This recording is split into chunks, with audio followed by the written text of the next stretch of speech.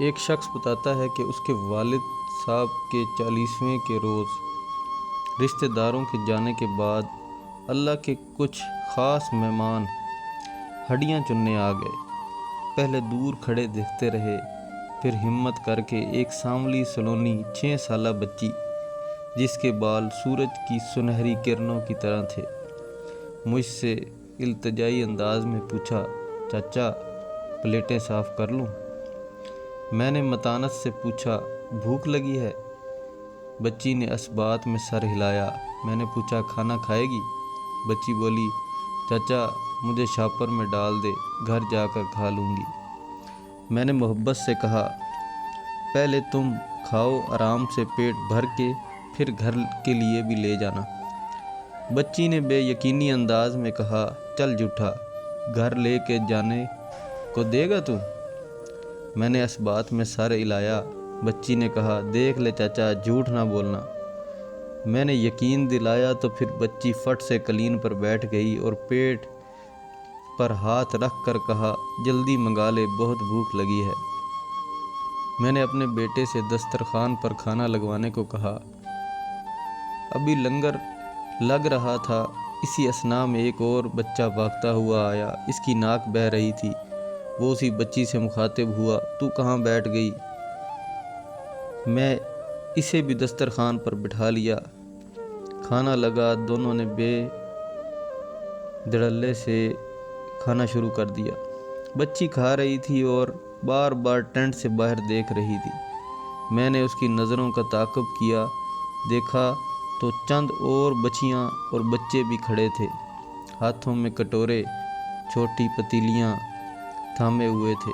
میں ابھی ان کے بلانے ہی والا تھا کہ بچی بولی، چاچا ان کو بھی بلا دے۔ بچہ بولا، اللہ تیرا بھلا کرے، بلا لے ان کو بھی گھر، ورنہ گھر جا کے ہم سے لڑائی کریں گے۔ میں نے پوچھا، کیوں لڑیں گے تم سے؟ بچی بولی، کہیں گے تم نے کھا لیا اور ہمیں نہیں کھلایا۔ میں نے ان بچے بچیوں کو بھی بلا کر دسترخوان پر بٹھایا۔ سب کھانے لگے، ساتھ ساتھ میری نظروں سے بچ کر اپنے برتنوں اور شاپنگ بیگز میں بھی قورمہ ڈالنے لگے۔ میں نے کہا، پہلے آرام سے کھا لو، جاتے ہوئے لنگر گھر لے کے جانا۔ ایک نے پوچھا، سچی تو ہمیں گھر لے کر جانے دے گا؟ میں نے کہا، ہاں، کھانا بہت ہے، تم آرام سے کھاؤ۔ وہ کھا رہے تھے، میں پاس بیٹھا محبت سے ان کو دیکھ رہا تھا۔ دوستوں، وہ بچے کھا نہیں رہے تھے بلکہ کھانے پر حملہ آور تھے۔ ایک بچے کی ناک بہہ رہی تھی، دوسروں کے ہاتھوں میں مٹی لگی ہوئی تھی، ایک بچی کے دانت باہر تھے کیونکہ بروقت اس کا ٹریٹمنٹ نہ کروایا گیا۔ مسوڑے تک نظر آ رہے تھے۔ پہلے والے بچے نے ان سب کو بار بار کہنا شروع کر دیا، یہ کھانا تم میری وجہ سے کھا رہے ہو۔ بچی بولی، میری وجہ سے کھا رہے ہو؟ تیسرا بچہ بولا، او جا کم کر۔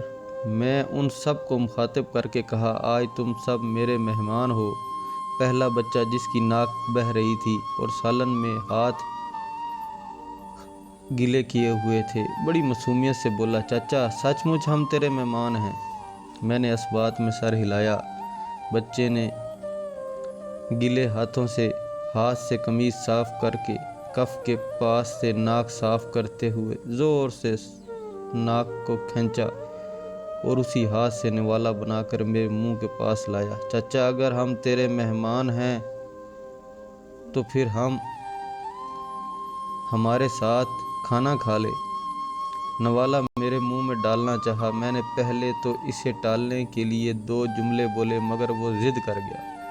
میں نے نہ چاہتے ہوئے لقمہ کھا لیا۔ سب بچوں نے تالیاں بجائیں اور پھر سب نے چاچا، واہ چاچا کرتے ہوئے میرے منہ میں نوالے ڈالے۔ میں نے سب کا ایک ایک نوالا کھایا اور وہ سب خوش ہو گئے۔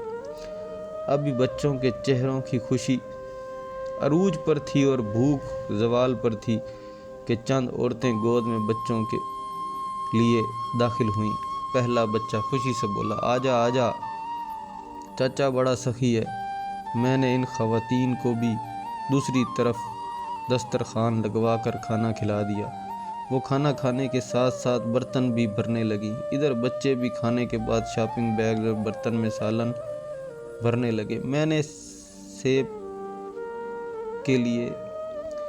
سب کے لیے منگوایا اور سامنے رکھ دیا۔ سب نے چھپٹا مار کر 3 سیکنڈ میں تھال خالی کر دیے اور 4 بچے چیخنے لگ گئے، چچا مجھے نہیں ملا، چچا مجھے نہیں ملا۔ خیر میں نے سب کو سالن، نان، زردہ، پھل الگ الگ ڈال کر دیے اور جب وہ راضی ہو گئے، دوسری طرف ان کے قبیلے کی عورتیں بھی سیر ہو گئیں، تو میں نے پوچھا کیا تم سب رشتہ دار ہو؟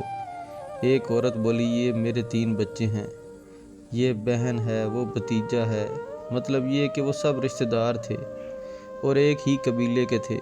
چند روز پہلے ان کا قافلہ بہاول نگر کے مضافات سے لاہور ہجرت کر کے آیا تھا۔ سب بہت خوش تھے۔ میں نے ایک سربراہ عورت کو کچھ رقم دی کہ سب میں برابر تقسیم کر دینا۔ اس نے شکریہ ادا کیا۔ میں نے ان سب کو بڑی عزت سے رخصت کیا۔ وہ سب اس بات بار بار دہرا رہے تھے، ہم چاچا کے مہمان تھے۔ جب وہ سب جانے لگے تو میں نے اس پہلے بچے کی ٹشو سے بہتی ہوئی ناک صاف کی اور کہا پتر نہا دھو کر صاف ستھرا رہا کرو۔ اس نے اسبات میں سر ہلایا اور دعا دی، رب تیرے ماں پیو نو سلامت رکھے،